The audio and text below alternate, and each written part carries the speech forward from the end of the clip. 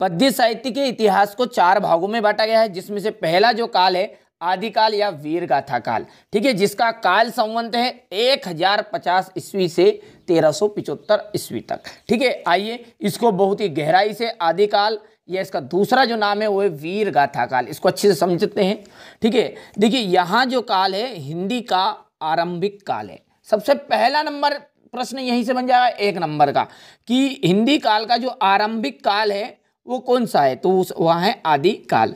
और सबसे आरंभिक काल इसलिए से कहा ना आदिकाल नाम रख दिया। इस काल में वीरों की जीवन कथा पर आधारित कविताएं रची गई। जो भी वीर योद्धा थे उनके जीवन गाथा पर कविताएं रची गई। इन कविताओं के आधार पर ही से वीर गाथा काल नाम कहा गया, ठीक है।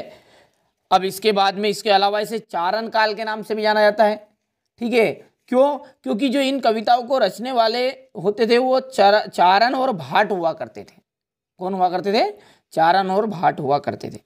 ये आश्रयदाताओं की, यानी कि जैसे जो उनका मालिक होता था ना, जैसे आप सब जानते हैं कि पहले जो के लोग थे उनके पास 2-4 तो खाने वाले पड़े ही रहते थे, यानी कि वो खिलाते रहते थे।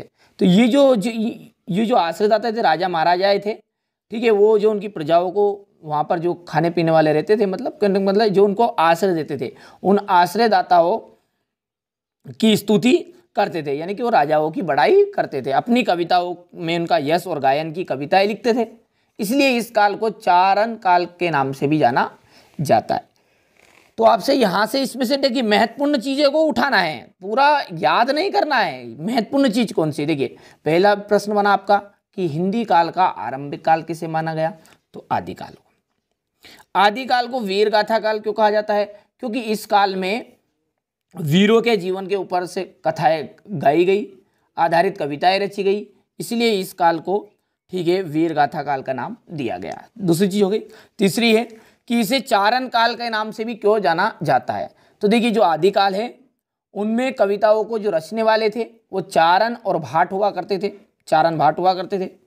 ये आश्रयदाताओं की स्तुति और उनके यश का गायन अपनी कविताओं के माध्यम से करते थे, इसलिए इस काल को चारण काल भी कहा जाता है, ठीक है। चलिए तो आगे बढ़ते हैं और अगला टॉपिक है इसमें कि आदिकाल की प्रमुख प्रवृत्तियां या विशेषताएं। तो देखिए युद्ध का सजीव चित्रण। जो आदिकाल है, जैसा कि मैंने बताया इसमें कि वीर योद्धाएं हुआ करते थे, तो उनका युद्ध हुआ करता था। देखिए वीर योद्धा मतलब राजा महाराजाओं के जमाने में युद्ध ही हुआ करता था, तो युद्ध का सजीव चित्रण। आश्रयदाताओं की प्रशंसा, इसका मतलब क्या है? अभी मैंने बताया कि जो रचनाएं रचते थे वो चारण और भाट हुआ करते थे। क्यों रचते थे वो? क्योंकि अपने जो उन्हें खिला पिला करते थे, आश्रय देते थे, तो यहाँ पर आश्रयदाताओं की प्रशंसा हो गई। रासो काव्य की परंपरा की प्रधानता। अब सिंपल सी बात है कि युद्ध का सजीव चित्रण है तो वीर रस की प्रधानता तो होगी, ठीक है। तो 4 यहाँ पर आपकी विशेषताएं हो गई। पहली क्या है?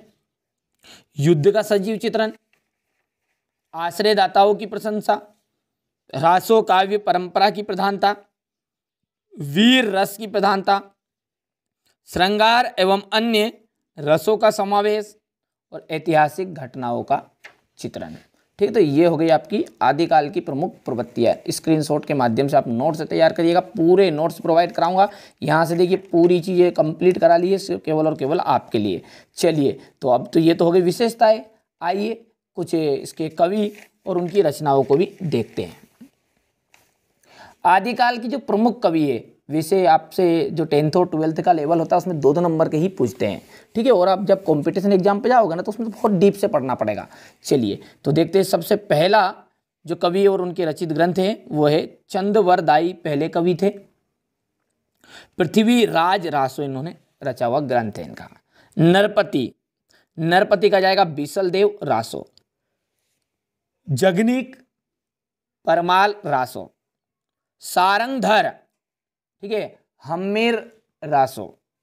दलपति विजय, इनका जाएगा खुमान रासो, ठीक है। तो ये कुछ कवि 2-3 जो अच्छे लगे वो आप इनको अच्छे से कंप्लीट कर लेना, ठीक है। यहाँ से देखिए, इसके बाद में यहाँ से आप तो अच्छे से तैयारी करो, ठीक है। सब कुछ आपको प्रोवाइड कराया जाएगा। तो अगला जो है अगले वीडियो में हम देखेंगे पूर्व मध्यकाल या भक्ति काल। देख लीजिए पूरा चित्रण है यहाँ पर, देखिए ये भक्ति काल का रिलेटिव चीज़ है ये, इसके बाद में इसका एक स्ट्रक्चर के माध्यम से सब कुछ आपको प्रोवाइड कराया जाएगा नोट्स के द्वारा, आपको बिल्कुल चिंता नहीं करनी है। चलिए तो मिलते हैं अगले वीडियो में। ये आपका भाग 2 था, छोटे छोटे वीडियो में मैं आपको प्रोवाइड कराऊंगा, ठीक है, ताकि आपको जिन चीज़ों की आवश्यकता हो वो आप नोट्स तैयार कर सकते हैं। चलिए तो चैनल पर पहली बार हो तो सब्सक्राइब जरूर कर लीजिएगा।